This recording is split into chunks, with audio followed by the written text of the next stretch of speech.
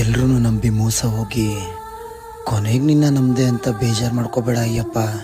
ನನ್ನವ್ರು ಯಾರು ಹೊರ್ಗ್ನವ್ರು ಯಾರು ಅಂತ ಅರ್ಥ ಮಾಡ್ಕೊಳಕ್ಕೆ ಸ್ವಲ್ಪ ಟೈಮ್ ತಗೊಂಡೆ. ಹೆಂಗಿದ್ರು ಹುಚ್ಚ ಅಂತ ನಿನಗೆ ಗೊತ್ತಲ್ಲ, ಬೇರೇನೂ ಆಸೆ ಇಲ್ಲ.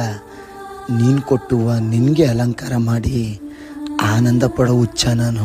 ನಿಸ್ವಾರ್ಥ ಭಕ್ತಿ ತೋರ್ಸೋಕ್ಕೆ ಒಂದೇ ಒಂದು ಅವಕಾಶ ಮಾಡಿಕೊಡು ಅಯ್ಯಪ್ಪ.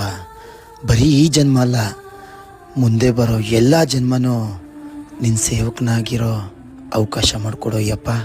ಭಗವಂತನ ಹತ್ರ ಏನೂ ಬೇಡಬಾರ್ದು ಅಂತ ತಿಳಿದವ್ರು ಹೇಳ್ತಾರೆ, ಆದರೆ ನಿನ್ನ ಹತ್ರ ನಂದು ಒಂದೇ ಒಂದು ಬೇಡಿಕೆ ಇದೆ.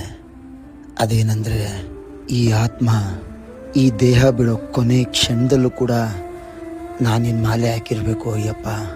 ನಡೆಸ್ಕೊಡ್ತೀರಾ ತಾನೇ?